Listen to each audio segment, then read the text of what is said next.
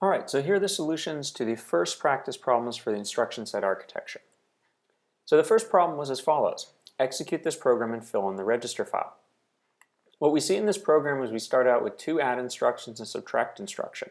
This is exactly the function we saw earlier in class. So let's go ahead and execute the program. So we start out, our program counter starts at 0, which is going to cause us to load the first instruction over here into the instruction register. The control is going to decode it and tell the ALU, not surprisingly, to do an add, and it's going to get its data from registers 4 and 5. So registers 4 and 5, which are 2 and 3 here, are going to be added together, and the result is going to be written into register 1. So there we are. We have 2 plus 3 is 5, stored in register 1. Now the program counter is going to advance to the next instruction, which is address 4, because each instruction is 4 bytes long. We go ahead and load the instruction 4, and now we're going to execute it. So again, this is an add instruction. The sources are R6 and R7, so we're going to add 1 plus 4, we're going to get 5, and we're going to store it into R2. So now R2 also has 5. The control is going to increment the program counter by 4 again to instruction at address 8. We're going to go ahead and load that instruction, subtraction.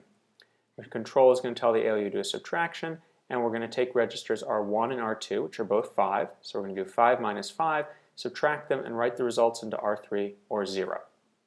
So that's how we went ahead and executed this program. So the second question is about unaligned accesses. How would you go about accessing data? So in this program here, we want to read the data, the word, that is 4 bytes starting at address 5. So here's address 4, here's address 5. So we want to read B, C, D, and E. So let's take a look at this. So we want to read B, C, D, and E, but we don't have an instruction that lets us do an unaligned access. So we're going to have to build this up with aligned accesses. So the first thing we're going to do is we're going to load the word at address 4. We'll put that in R2. So here's the address 4. When we load the word, we're going to load these addresses. We're going to load bytes A, B, C, and D. So now R2 has A, B, C, and D in it. Now this isn't what we want. We want B, C, D, and E. So we're going to have to shift them over and then load E. So to shift them over, we're going to use shift left. We're going to shift left 8 bits or 1 byte. So when we shift this left, everything's going to move over to the left. So now we've moved it over, and now we've got B, C, and D, and shift left is going to fill in zeros when we move things over. Now we need to go get E and put it together somehow. So we can load the byte to load just this byte here. So this is going to go and it's going to load the byte at address 8 or E. So we load the byte here, and now we've loaded just that byte and we put it in R4.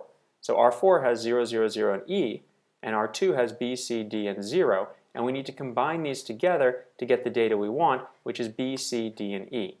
So to combine them together, we OR the two of them, and now we've got our result, B, C, D, and E. So you can see here that doing unaligned loads can be a real pain, which is why most processors today provide hardware support to do this for you. Alright, problem number 3. How do you go ahead and run this code that's going to access memory? So what this is going to do is it's going to write 512 into the value of A, and then it's going to go and store that into the data, and store into the memory. So let's start off here. Our program counter starts at 0. We take the first instruction, which is an add immediate. It's going to add 0 and constant 24 and store them into R5. So go ahead and execute, add 0 and 24, and put that into R5. So R5 now has the value 24. Program counter is going to go on to the next instruction, which is another add immediate. And this, this add immediate is going to add 512 to 0 and put it in R6. So we add 512 and 0, we put it in R6. Now the program counter goes on to the next instruction. We load that instruction, and this is a store word instruction. So this is going to store the value from R6 into the address that is R5 plus 0. So in order to do this instruction, we need to have the ALU do an add. So the add here is going to add R5, and it's going to add 0 to generate the address. So we go ahead and do that add. We've got our memory address. And now we need the data that we're going to put into the memory. The data comes from R6. So we're going to load the value from R6 into our data register, and then we're going to tell the memory, go ahead and write. The memory is going to write to address 24, and it's going to write this data value 512.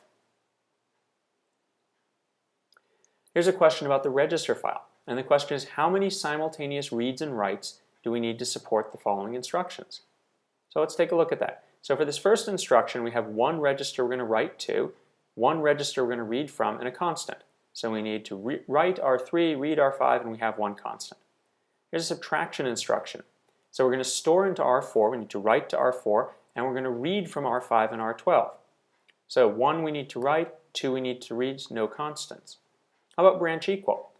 Well, here we've got 2 registers that we need to read, R3 and R0, and 1 constant that we need. So read 2 and have a constant. And how about jump done?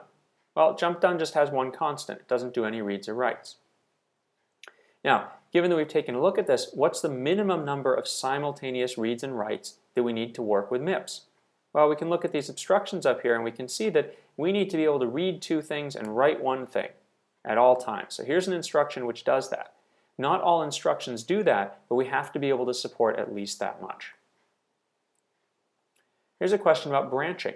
How do we implement the following statement in MIPS assembly?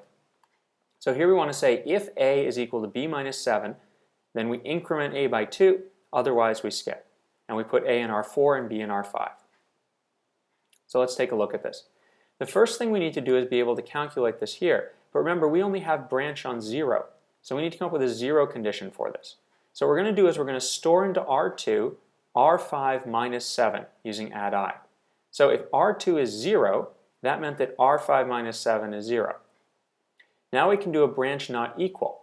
So we can do this branch that I just mentioned where we compare is are R4 and R2 the same? So R2 tells us what R5 minus 7 is, and R4 is A. So this branch not equal here is saying here's the A part, and then this over here is B minus 7. So if they're not equal, then I'm going to skip. I'm going to go down to some label later for skip. If they are equal, then I'm going to go ahead and do this instruction here. I'm going to add R4 and 2 and store them back into R4. And then the skip label comes after that, and that's where you do the rest of the program.